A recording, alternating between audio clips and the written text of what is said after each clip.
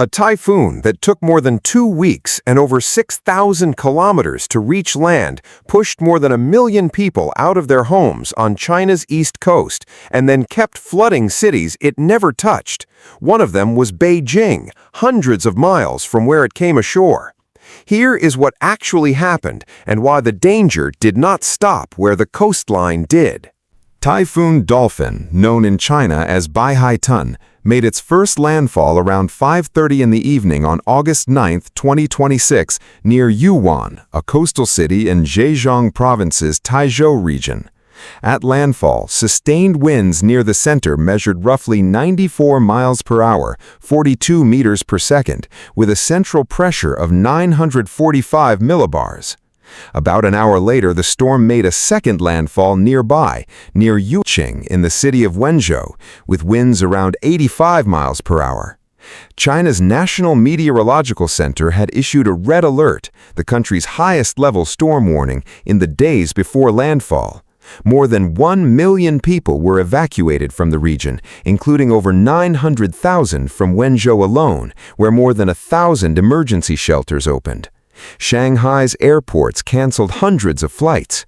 Rainfall totals passed 600 millimeters, about 24 inches in parts of eastern Zhejiang, and flooding was later reported well inland, including around Beijing.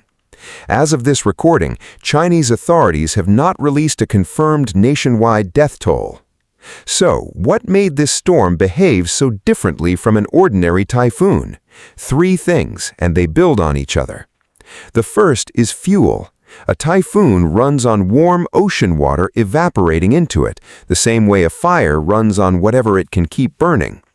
Most typhoons cross a few thousand kilometers of ocean and start losing that fuel source as they near land or cooler water.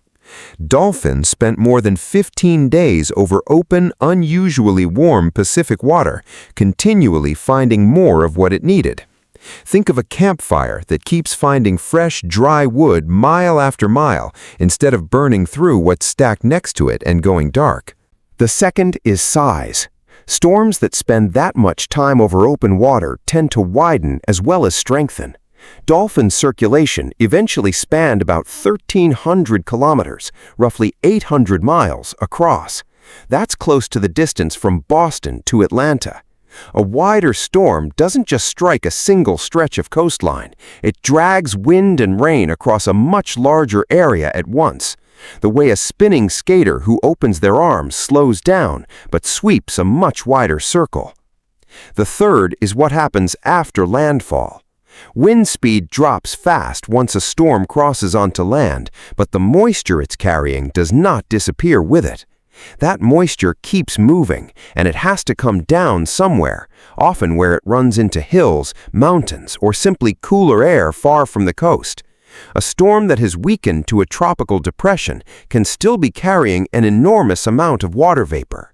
Like a sponge that keeps dripping long after you've stopped squeezing it directly. It just needs something to bump into. That still leaves the question of why Zhejiang's coast in particular takes this kind of hit so often. The stretch of coastline where Dolphin came ashore, the boundary between Taizhou and Wenzhou, sits on flat, low-lying land built around river mouths and natural harbors, exactly the geography that makes storm surge and heavy rainfall drain through the same narrow channels at once.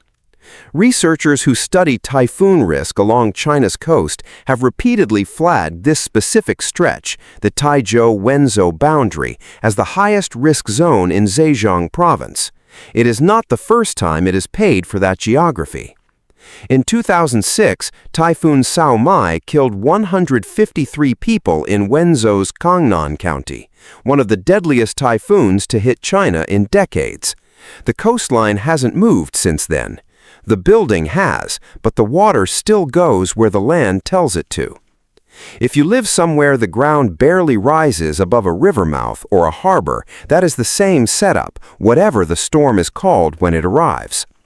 The response side of this worked better than the outcome side.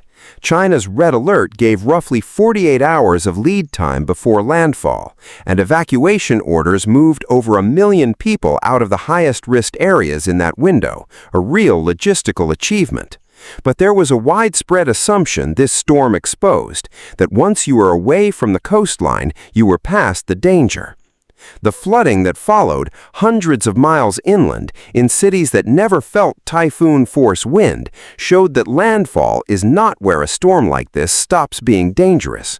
Drainage systems built for ordinary heavy rain, not for a storm dumping a typhoon's leftover moisture in one pass, were overwhelmed in places far from anywhere an evacuation order had been issued. Wire photographers described Shanghai's airport terminals sitting nearly empty as hundreds of flights were grounded, an unusual stillness for one of the world's busiest airports. In Wenzhou, the more than 1,000 emergency shelters that opened amounted to standing up a small city's worth of temporary housing in under 2 days. As of this recording, Chinese authorities have not released a confirmed nationwide death toll. Officials in Zhejiang, Shanghai, and the flooded interior provinces are still assessing damage. Meteorologists tracking storms worldwide this year classified Dolphin as the planet's 5th Category 5 strength tropical cyclone of 2026, a pace ahead of 1997's record year when 12 storms reached that intensity, according to Yale Climate Connections.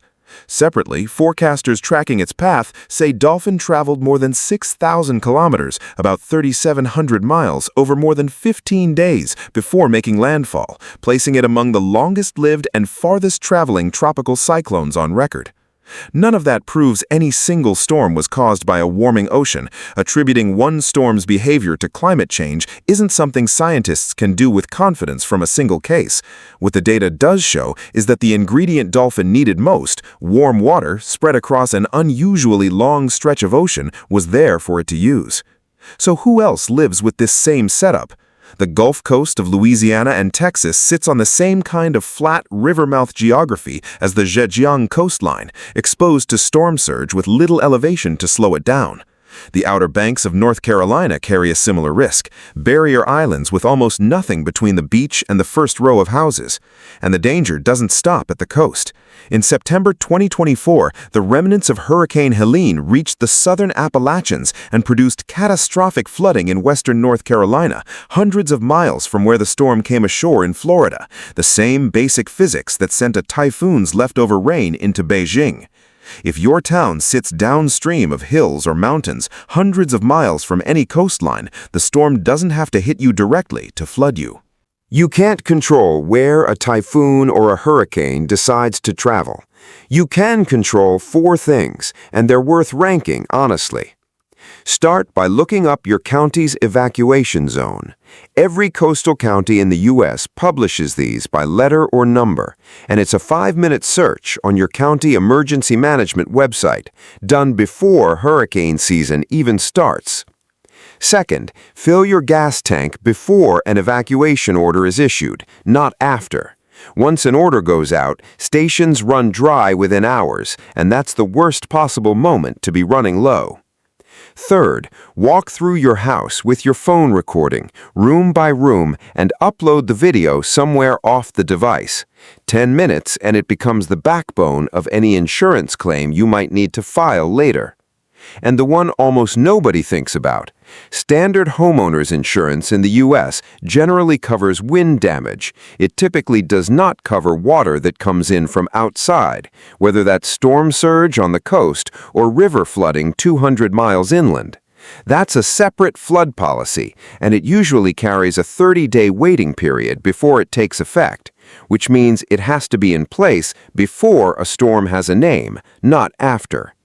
FEMA's Flood Map Service and NOAA's National Hurricane Center are the 2 places to start checking both your zone and your risk.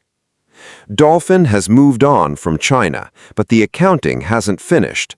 More than 1 million people who left their homes before it arrived, flooding in cities the storm's wind never reached, and a death toll that hasn't been finalized.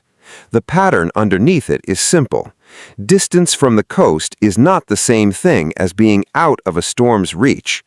Do you actually know how far from the coast you'd have to be safe from the next one?